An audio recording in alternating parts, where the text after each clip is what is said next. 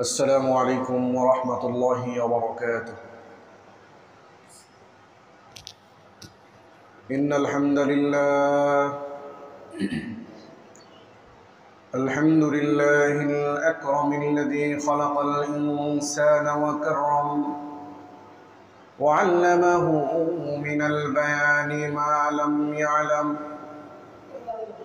فسبحان الذي لا يحصى امتنانه باللسان ولا بالقلم، ونشهد أن لا إله إلا الله وحده لا شريك له، ونشهد أن سيدنا وسندنا وحبيبنا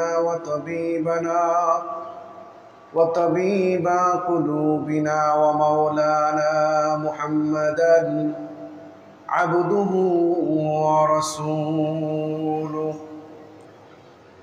أما بعد، فقد قال الله تبارك وتعالى في كلامه المجيد وفي فرقان الحميد: أعوذ بالله من الشيطان الرجيم. بسم الله الرحمن الرحيم. أقيموا الصلاة وآتوا الزكاة إلى آخر الآية. وقال رسول الله صلى الله عليه وآله وسلم: الصدقة ترد البلاء،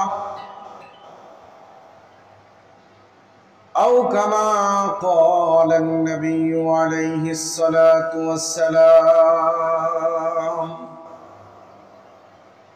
وقال تبارك وتعالى في شان حبيبه آبرا ومخبرا: إن الله وملائكته يصلون على النبي يا أيها الذين آمنوا صلوا عليه وسلموا تسليما।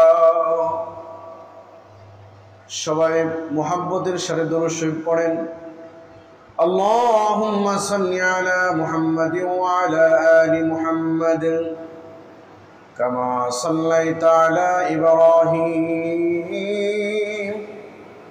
ওয়া আলা আলি ইব্রাহিম ইন্নাকা হামিদুম মাজিদ। اللهم بارك على محمد وعلى آل محمد كما باركت على إبراهيم وعلى آل إبراهيم إنك حميد مجيد. بلغ العلا بكماله كشف الدجى بجماله حسنت جميع خصاله صلوا عليه وآله। তুমি আসমানে থাকো প্রভু, আমি জমিনে, তবু তোমারি প্রেম জমে হৃদয় গহীনে। আমি তোমারি গোলাম গো, অন্য কারো নয়। আমি তোমারি গোলাম গো, অন্য কারো নয়। আলিমুল গায়ব তুমি, মালিক রব্বানা, বালাগাল উলা বিকামালিহি কাশাফাদ দুজা বিজামালিহি حسنت جميع خصاله صلوا عليه وآله আলহামদুলিল্লাহ। মুআজ্জাজ হাজিরিন, আল্লাহ তাবারক ওয়া তাআলার ঈশান দরবারে আমরা কালিমাতুশ শুকর আদায় করছি যে আল্লাহ সুবহানাহু ওয়া তাআলা আজকে এই পবিত্র রমজানুল মুবারকের দ্বিতীয় দশক তথা মাগফিরাতের দশকের আজকে প্রথম জুমা এবং রমজানুল মুবারকের দ্বিতীয় জুমা। আল্লাহ সুবহানাহু ওয়া তাআলা আমাদেরকে আজকের এই গুরুত্বপূর্ণ জুমায় দুনিয়াবি সকল কাজ কারবার থেকে ফারিক করে আল্লাহর গোলামি করার জন্য আল্লাহ পাক কবুল করেছেন। সবার আগে আল্লাহর হুকুম পালনার্থে আমরা সবার আগে মসজিদে আসার সুযোগ পেয়েছি। আল্লাহ পাক সুযোগ করে দিয়েছেন, তৌফিক দিয়েছেন। এই জন্য সেই মহান মালিকের দরবারে অন্তরের অন্তরস্থল থেকে সমস্যায় আওয়াজটা উঁচু করে আল্লাহ পাককে রাজি খুশি করার লক্ষ্যে আমরা কালিমাতুশ শুকর আদায় করছি। জোরে বলছি আলহামদুলিল্লাহ। লক্ষ লক্ষ দরুদ এবং সালাম বর্ষিত হোক আকায়ে নামদার তাজদারি মদিনা জনাবে মুহাম্মদ আরবি সাল্লাল্লাহু আলাইহি ওয়া আলিহি ওয়াসাল্লামের। সম্মানিত ভাইরা,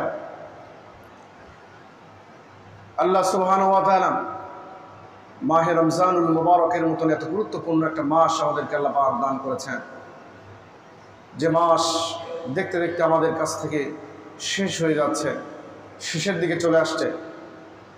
কিন্তু দুঃখ এবং পরিতাপের বিষয় হলো এটা, এত গুরুত্বপূর্ণ তাৎপর্যপূর্ণ মাস পেয়েও আল্লাহর বান্দারা আল্লাহর গোলামি করার একটা যে সুযোগ, এই সুযোগটা তারা কাজে না লাগিয়ে বিভিন্নভাবে আল্লাহর নাফরমানির মধ্যে ব্যস্ত আছে। এমনকি মুসলমানের সন্তান যাদের উপর সিয়াম ফরজ হয়েছে, কোনো সুযোগ নেই তাকে ছেড়ে দেওয়ার, মনের খুশিতে ইচ্ছাকৃতভাবে রোজাগুলো ছেড়ে দিচ্ছে। শুধু কি তাই, পবিত্র মাহে রমজানের যে একটা পবিত্র এবং মহত্ব বজায় রাখা দরকার ছিল, এই মুসলমানের সন্তান নিজের দাম্ভিকতা দেখাতে গিয়ে সে এমনভাবে চলছে যে মনে হয় মাহে রমজান তার সামনে আসেনি। রোজাদারের সামনে দিনের বেলা দিন দুপুরে প্রকাশ্যে দাম্ভিকতার সাথে সে খানা পিনা করছে, খাচ্ছে। তার ভিতরে এক বিন্দু ভয় নাই যে আমি রোজা নাই, কেউ যেন না জানে। আল্লাহ তো জানেন, সাধারণ মানুষকে করেও মানুষদেরকেও তার কোনো পরোয়া নেই, লজ্জাবোধ নেই। এই জাতির, এই সমাজের বিপদ থেকে উদ্ধারকারী কে হবে বলেন? বরঞ্চ তারা আমাদেরকে আরো মহাবিপদের মধ্যে ফেলে দিচ্ছে। তো যাই হোক, আসুন রমজানুল মুবারকের যেহেতু দ্বিতীয় দশক চলছে, মাগফিরাত, এই মাগফিরাতের মধ্যে আল্লাহ সুবহানাহু ওয়া তাআলা লক্ষ লক্ষ কোটি কোটি গুনাহগার বান্দাদেরকে তার গুনাহ থেকে বেকসুর খালাস দিয়ে চিরদিনের জন্য মাফ করে অনন্তকাল জান্নাতি হিসাবে আল্লাহ পাক কবুল করবেন। সুবহানাল্লাহ। যেহেতু মাহে রমজানের দ্বিতীয় দশক, আমাদের সামনে অনেক ইবাদত আছে। আল্লাহ সুবহানাহু ওয়া তাআলার মৌলিক ইবাদতগুলো তিনটি। জোরে বলেন কয়টি? তিনটি। মৌলিক ইবাদত তিনটি। তার মধ্যে এক নম্বর হলো ইবাদতে বাদানি তথা শারীরিক ইবাদত, যে ইবাদত করতে গেলে শরীরের শক্তি এবং বিভিন্ন পর্যায়ে শরীরের মেহনত প্রয়োগ করে ইবাদত করতে হয়, তাকে বলা হয় ইবাদতে বাদানি, মানে শারীরিক ইবাদত। দ্বিতীয় নম্বর ইবাদতের নাম ইবাদতে মালি তথা সম্পদের ইবাদত। কিছু কিছু ইবাদত আছে যে ইবাদত করতে গেলে সম্পদের প্রয়োগ করতে হয়। আল্লাহ পাক যে আমাদেরকে, যাদেরকে আল্লাহ পাক সম্পদ দিয়েছেন, এই সম্পদের নিয়ামত দিয়েছেন, সম্পদের শুকর আদায়ের জন্য সম্পদকে ব্যয় করতে হয়। এটাকে বলা হয় ইবাদতে মালি, মানে সম্পদের ইবাদত। সম্পদ খরচ করে যে ইবাদত করতে হয় সে ইবাদতের নাম কি? ইবাদতে মালি। কথাগুলো খুব গুরুত্ব সহকারে আমলের নিয়তে শুনবো, সবাই জোরে বলেন ইনশাআল্লাহ। তৃতীয় নম্বর যে ইবাদত, এই ইবাদত হলো ইবাদতে বদনি ও মালি,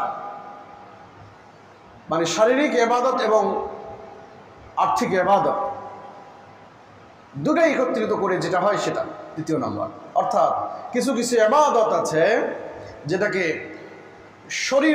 শরীরের শক্তিও প্রয়োগ করতে হয়, পাশাপাশি সম্পদকেও প্রয়োগ করতে হয়।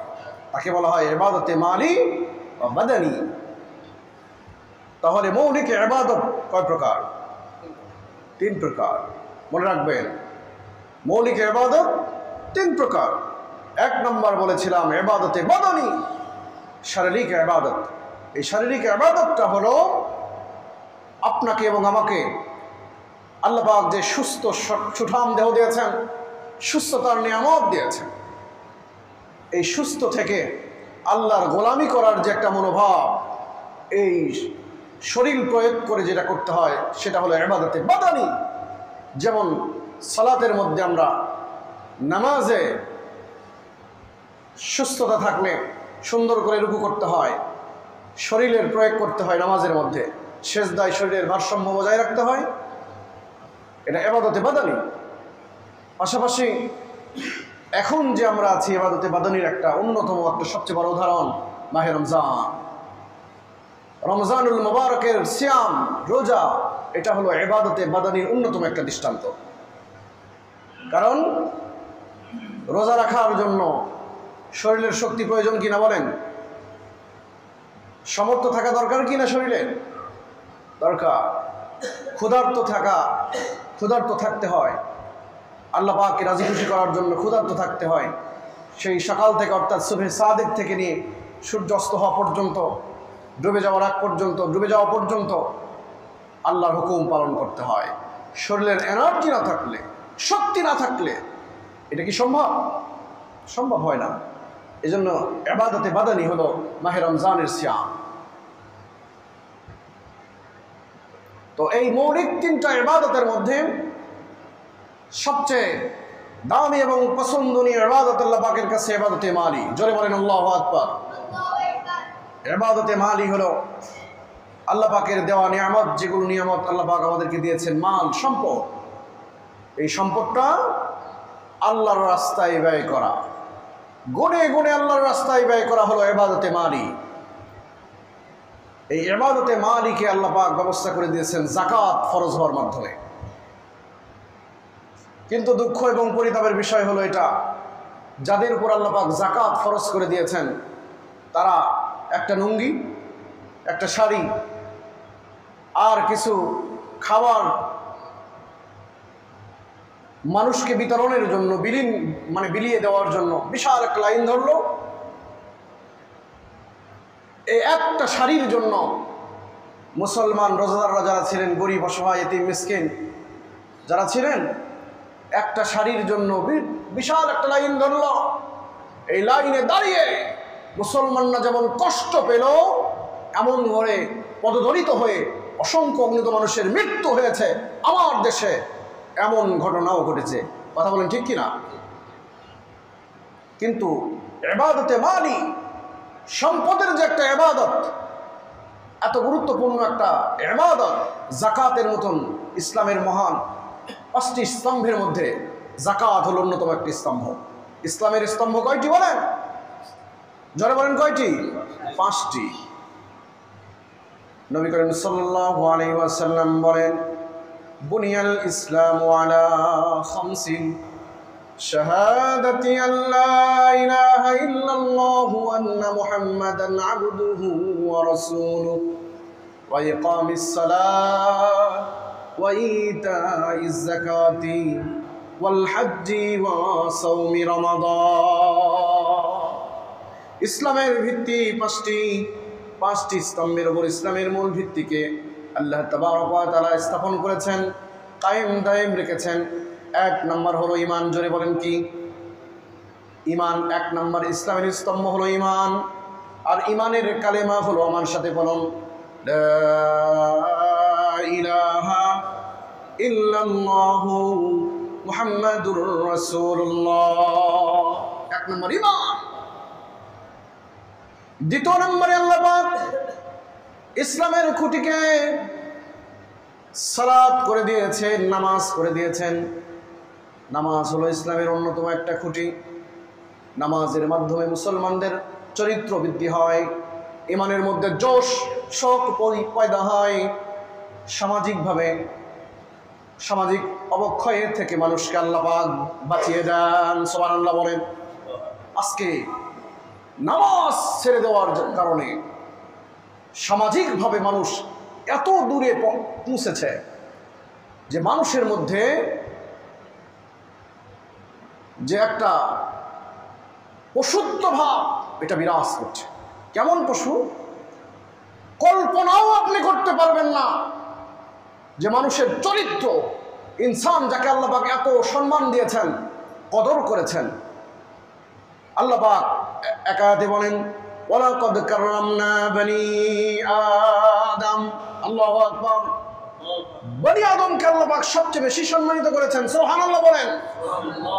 কিন্তু বনি আদমের যে চরিত্র, যে ক্যারেক্টার হয়েছে নামাজ ছেড়ে দেওয়ার কারণে, ইসলামের এই দ্বিতীয় নম্বর স্তম্ভ খুঁটি নামাজকে ছেড়ে দিয়েছে, ইচ্ছাকৃতভাবে ছেড়ে দিয়েছে। সমাজে অরাজক সৃষ্টি করেছেন আল্লাহ।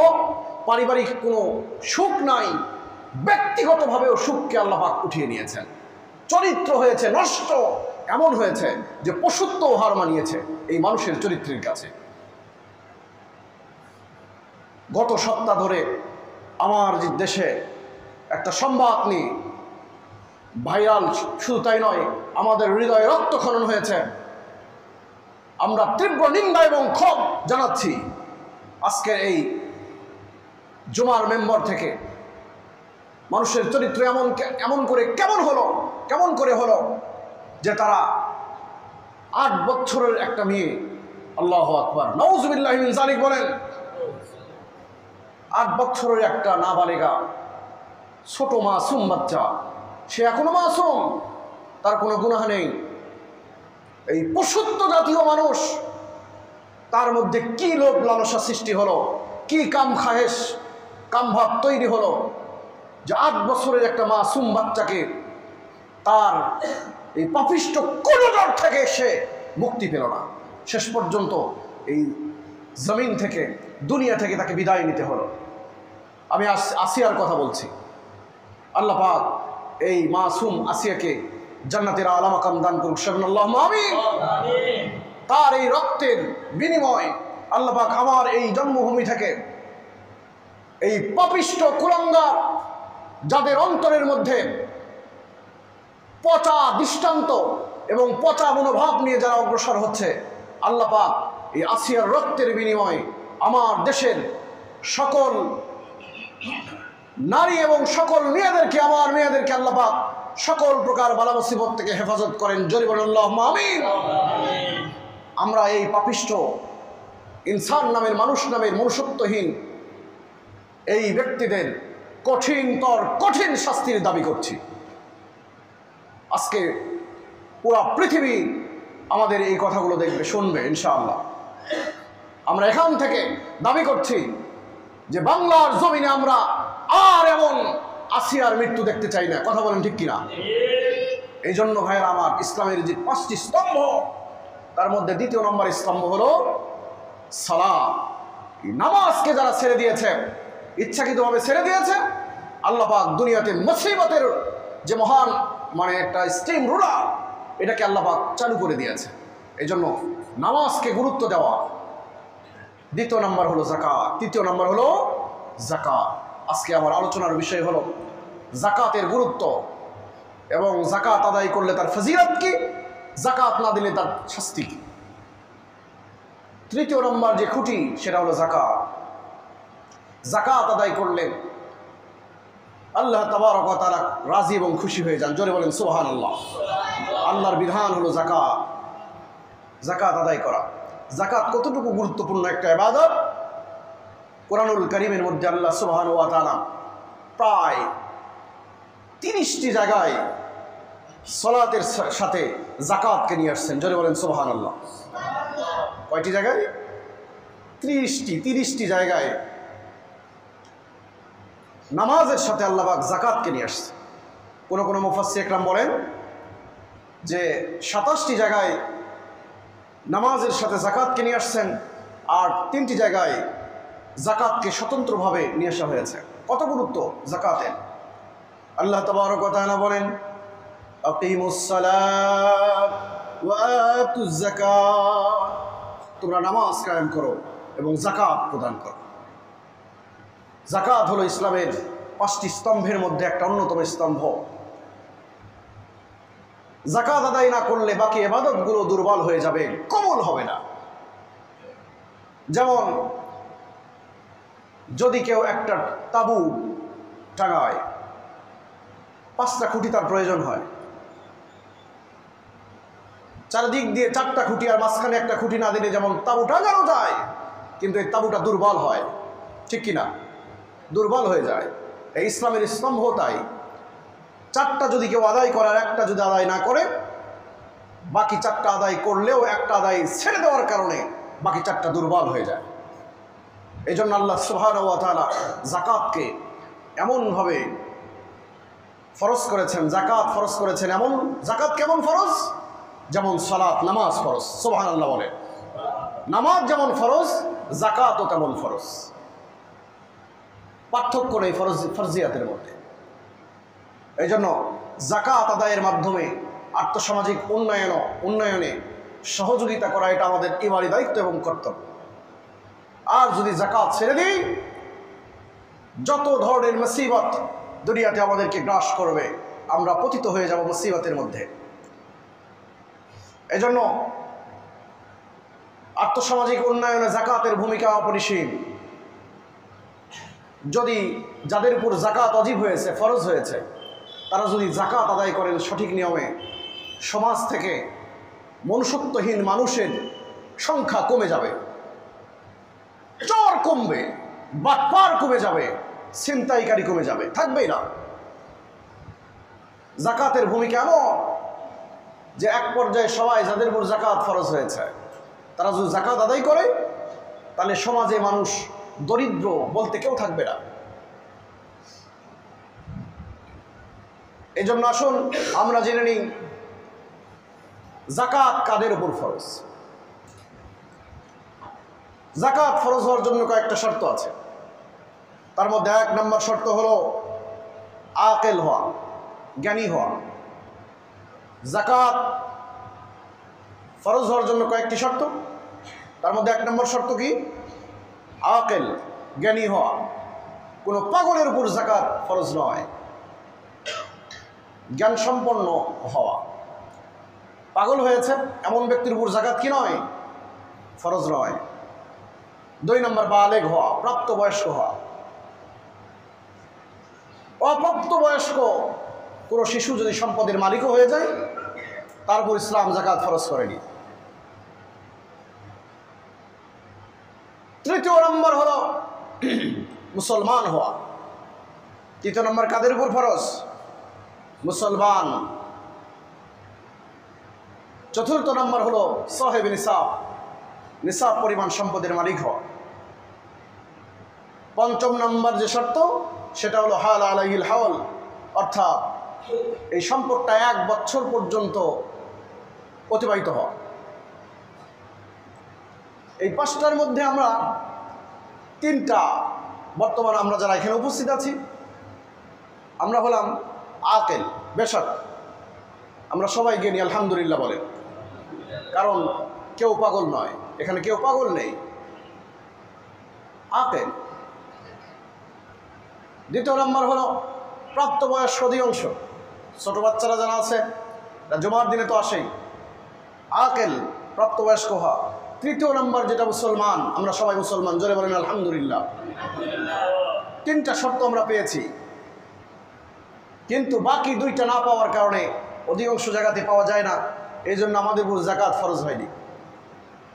বাকি দুইটা, এক নম্বর হলো সাহেবে নিসাব, নিসাব পরিমাণ সম্পদের মালিক হওয়া। খুব গুরুত্বপূর্ণ আলোচনা সম্মানিত ভাইরা, একটু গুরুত্ব সহকারে মনোযোগ সহকারে আমলের নিয়তে সবাই শোনার চেষ্টা করবেন। সবাই বলেন ইনশাআল্লাহ। সাহেবে নিসাব, নিসাব পরিমাণ সম্পদের মালিক হওয়া। নিসাব পরিমাণ সম্পদের মালিক কি, এটা জানার জন্য 5টা বিষয় সম্পর্কে আমি আপনাদেরকে সংক্ষেপে বলবো। আমার ধারণা হলো ইনশাআল্লাহ এটা শোনার পরে আপনার ভিতরে অনুভূতিতে অবশ্যই এটা জায়গা করে নেবে যে নিসাব পরিমাণ সম্পদের মালিক এমন এমন করে হলে তার উপর যাকাত খরচ হয়ে যায়। নিসাব হলো 1 নম্বর, যে 5টা বিষয় সম্পর্কে আপনাদেরকে বলবো। 1 নম্বর হলো, কোনো মানুষের কাছে মনে করেন শুধু স্বর্ণ আছে। 1 নম্বর কি? শুধু স্বর্ণ। এই স্বর্ণ যদি থাকে তাহলে তার নিসাব হলো 7.5 ভরি স্বর্ণ থাকতে হবে। শুধু স্বর্ণ আছে, আর কিছুই নাই, শুধু কি আছে? স্বর্ণ আছে। তাহলে 7.5 ভরি পর্যন্ত স্বর্ণ থাকতে হবে, তাহলে তার উপর যাকাত খরচ হয়ে যাবে। দ্বিতীয় নম্বর, স্বর্ণ নাই, কিছুই নাই, শুধু রূপা আছে। শুধু কি? রূপা আছে। তাহলে 52.5 তোলা রূপা থাকতে হবে। 52.5 তোলা রূপা থাকতে হবে, মানে 52.5 ভরি রূপা থাকতে হবে, তাহলে তার উপর যাকাত খরচ হয়ে যাবে। তৃতীয় নম্বর, কিছু স্বর্ণ আছে, কিছু রূপা আছে। তৃতীয় নম্বর, ব্যবসায়িক মাল আছে, ব্যবসা করে, বিশাল ধরনের ব্যবসা আছে, ব্যবসায়িক পণ্য, অন্য কিছুই নাই। হিসাব করে সাহেব নিসাব যদি হয়ে যায় তাহলে তার উপর যাকাত ওয়াজিব হয়ে যাবে। তৃতীয় নম্বর, কিছু স্বর্ণ, কিছু রূপা, কিছু ব্যবসায়িক মাল আছে। হিসাব করে যদি 52.5 ভরি রূপার সমপরিমাণ হয়ে যায় তাহলে তার উপর যাকাত খরচ হয়ে যায়।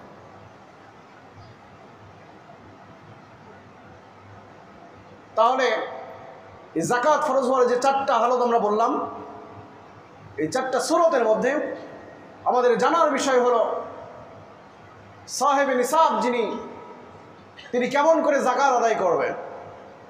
সম্মানিত ভাইয়েরা, যাকাত আদায় করার জন্য সাহেবে নিসাব হওয়া, সাহেবে নিসাব মানে স্বর্ণ যদি হয় তাহলে 7.5 ভরি শুধু স্বর্ণ, আর মিশ্রিত যদি হয়, স্বর্ণ আছে, কিছু রূপা আছে, আর ব্যবসায়িক কিছু মাল আছে, তাহলে হিসাব করে যদি 52.5 ভরি রূপার সমপরিমাণ হয় তাহলে তার উপর কী হবে? যাকাত ফরজ হয়ে যাবে। এখন 52.5 ভরি রূপার দাম কত হয়, কত টাকা থাকলে আপনার উপর এবং আমার উপর যাকাত ফরজ হবে, এটা জানার বিষয়। বর্তমান বাজারে স্বর্ণের দাম একটু বেশি, স্বর্ণের দাম যেহেতু বেড়েছে, রূপার দামও বেড়েছে। বর্তমান বাজারে 1500 থেকে 1600 টাকা ভরি রূপা। 1500 টাকা ভরি হলে 52.5 ভরি রূপার দাম আসে 78,750 টাকা। কত আসে? 78,750 টাকা। আর যদি 1600 টাকা ভরি হয়, 52.5 ভরি রূপার দাম আসে 84,000 টাকা। কত?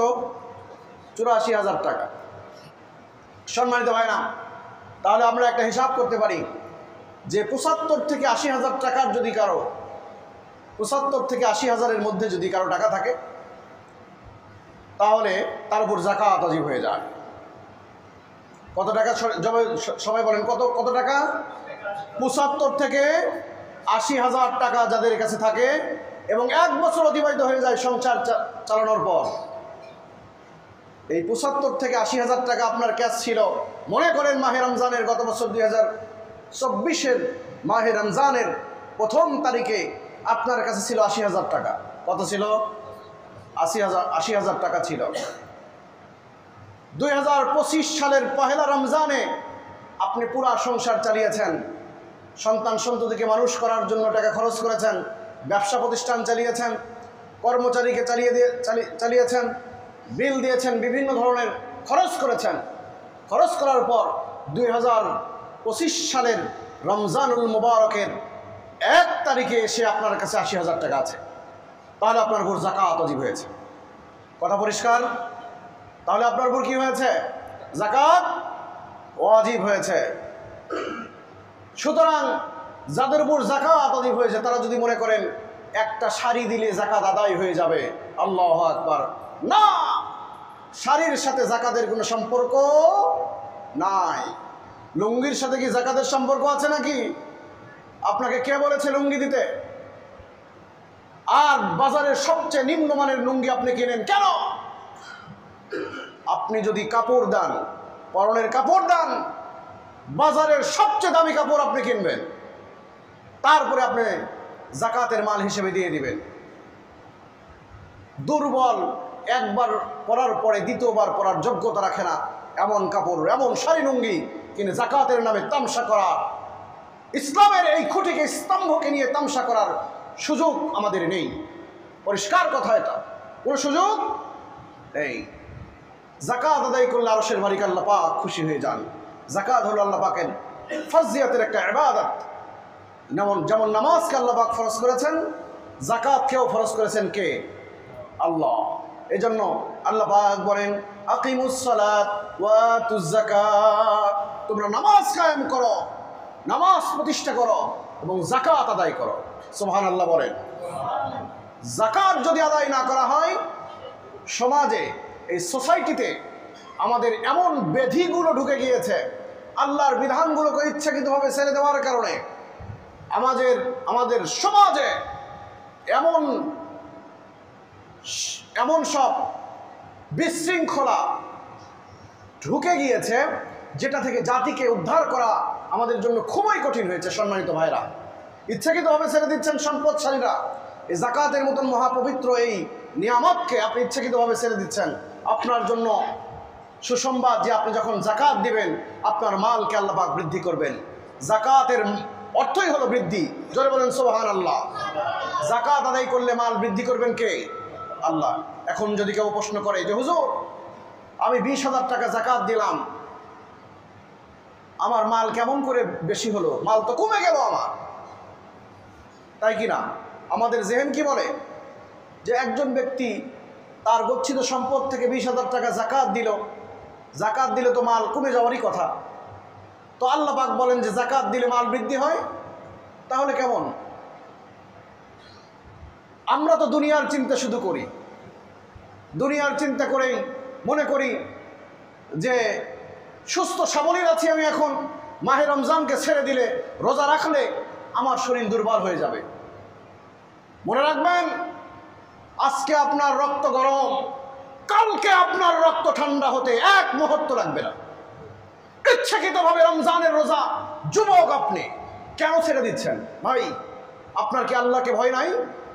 আপনার কি মৃত্যুর কোলে ঢুলে পড়তে হবে না? আপনি কি কবরে যাবেন না? কেন আপনি ইচ্ছা করে রোজা ছেড়ে দিচ্ছেন? স্পর্ধা দেখাচ্ছেন কেন আপনি? আল্লাহ পাক হেফাজত করুক। জোরে বলেন আল্লাহুম্মা আমিন। রমজানের দিনের বেলা খাওয়া, নাউজুবিল্লাহ, নাউজুবিল্লাহ। কুকুর যেমন বমি করে, ওই বমি কুকুর যেমন করে খায়, তার চেয়েও তো জঘন্য হলো রমজানে কোনো মুসলমান দিনের বেলা খায়। নাউজুবিল্লাহ বলেন। আপনি খাচ্ছেন, আল্লাহর কসম, আল্লাহর কসম, ওই বমির চাইতেও জঘন্য খাবার খাচ্ছেন আপনি। মনে করছেন ভাত খাচ্ছেন? না, ভাত খাচ্ছেন না আপনি, জঘন্য খাবার খাচ্ছেন আপনি, কিন্তু এই চোখ দিয়ে দেখতে পাচ্ছেন না, সুযোগ নাই দেখা। এজন্য হেফাজত অবশ্যই, তওবা করেন যে আগামী দিনগুলো মাহে রমজানের পবিত্রতা বজায় রাখবো ইনশাআল্লাহ। ইচ্ছাকৃতভাবে রোজা ছেড়ে দিবেন না। আল্লাহুম্মা আমিন বলেন। আল্লাহ তৌফিক দিক। আপনি জীবনে সুখী হতে পারবেন না। সুখ আপনি তালাশ করছেন রমজানের রোজা ছেড়ে দিয়ে? না, আমি লিখে দিলাম, আপনি জীবনে সুখী হতে পারবেন না। যে মুসলমান ইচ্ছাকৃতভাবে রোজা ছেড়ে দিল, সে জীবনে সুখী হতে পারবে না। লিখে দিলাম, আপনি লিখে রাখবেন আজকে তারিখ সহকারে, জুমাবার, আজকে কি বার, কখন কোন হুজুর কি বলেছিলেন, এটা লিখে রাখবেন। সুখী হতে পারবেন না। এই জন্য আমি দোয়া করছি আল্লাহ পাক হেফাজত করুক, জোরে বলুন আল্লাহুম্মা আমিন। এই জন্য মাহে রমজানের রোজাকে ইচ্ছাকৃতভাবে ছেড়ে দেওয়ার কোনো সুযোগ নাই। এখন আসুন, যেটা বলছিলাম, রমজানের সিয়াম যাকাতকে আদায় করলে মাল বৃদ্ধি পায়। যেমন 20,000 টাকা আমি দিয়েছি, আমার জেহেন বলে যে এই টাকা তো আমার কমে গেল। যেটা আমি বলছিলাম যে দুনিয়ার যে মনোভাব আমাদের, এই দুনিয়ার মনোভাবে আমাদের কাছে মনেই হবে যেটা কমে গিয়েছে, কিন্তু না ভাইরা আমার, আল্লাহ পাক বৃদ্ধি করতে করতে, হাদিস শরীফের মধ্যে আছে রাসূলুল্লাহ সাল্লাল্লাহু আলাইহি ওয়াসাল্লাম বলেন, হাত্তা তাকুনা মিসলাল জাবাল। বুখারীর riwayate নবীজি বলেন, যাকাতের মাল, সাদকা ফিতরা, সাদকা যারা আদায় করে, যাকাত যারা দেয়, তাদের সম্পদ, তাদের এই সম্পদের নেকি বাড়তে বাড়তে হাত্তা তাকুনা মিসলাল জাবাল, উহুদ পাহাড় সম পরিমাণ নেকি তাদের আমলনামায় হয়ে যায়। সুবহানাল্লাহ, এত পরিমাণ বৃদ্ধি হয়। এমনও হয়, আমরা মনে করছি এমনও হতে পারে যে আপনার 1 লক্ষ টাকা ছিল, 2 লক্ষ টাকা 1 বছরের মধ্যে হয়ে যাবে ইনশাল্লাহ। এটাও বৃদ্ধি হতে পারে, তবে এই সংখ্যাটা একটু কমও হতে পারে, দেখা নাও যেতে পারে, কিন্তু বাড়বে, কোনো সন্দেহ নাই। বাড়ার একটা সুন্দর মুহাদ্দিসিন ইকরাম সুন্দর একটা সলিউশন দিয়েছেন কেমন করে বাড়ে। সেটা হলো যে মনে করেন এমন একটা রোগ আল্লাহ পাক আপনাকে দিতেন, যে রোগের ট্রিটমেন্টের জন্য 50 লক্ষ টাকা আপনার খরচ হয়ে যেত। কত টাকা? 50 লক্ষ টাকা খরচ হতো। আপনি যাকাত দেওয়ার কারণে মাত্র 10,000 টাকা যাকাত দিয়েছেন, 50 লক্ষ টাকার খরচ হওয়ার থেকে আল্লাহ পাক আপনাকে হেফাজত করেছেন। সুবহানাল্লাহ বলেন। এই জন্য আমরা যাকাত যদি দিই, তাহলে আল্লাহ পাক আমাদেরকে অবশ্যই সম্পদ বৃদ্ধি করবেন এবং মহা বিপদ থেকে আল্লাহ পাক আমাদেরকে হেফাজত করবেন। কথা বলেন, যদি 50,000 টাকা, 50 লক্ষ টাকা খরচ হতো, তাহলে কি আমি যে অবস্থায় আছি এই অবস্থায় থাকতাম? সম্পদ আমার কমে যেত না? তাহলে 50,000 টাকা যে আল্লাহ পাক খরচ এই রোগ থেকে মুক্ত করলে, রোগ দিলেন না, যে রোগ দিলে 50 লক্ষ টাকা খরচ হতো, সেই রোগ আল্লাহ পাক দিলেন না, তাহলে আমার সম্পদ বাড়লো না কমলো? জোরে বলেন, বাড়লো না কমলো? বাড়লো। এই জন্য আসল আর্থসামাজিক উন্নয়নে যাকাত দিয়ে সমাজের বিভিন্ন ধরনের যে বৈষম্য আছে, যেগুলো গরিব অসহায় মানুষ যারা আছে, তাদের পাশে আমরা যাই, দাঁড়াই, সামনে আমাদের দেশকে এগিয়ে নিয়ে যাই, যেন যাকাত ভিত্তিক একটা দেশ পরিচালিত হয়। সবাই বলুন আল্লাহুম্মা আমিন। আল্লাহ পাক আজকের এই আলোচনা থেকে আমাদেরকে আমল করার তৌফিক দান করেন। আল্লাহুম্মা আমিন।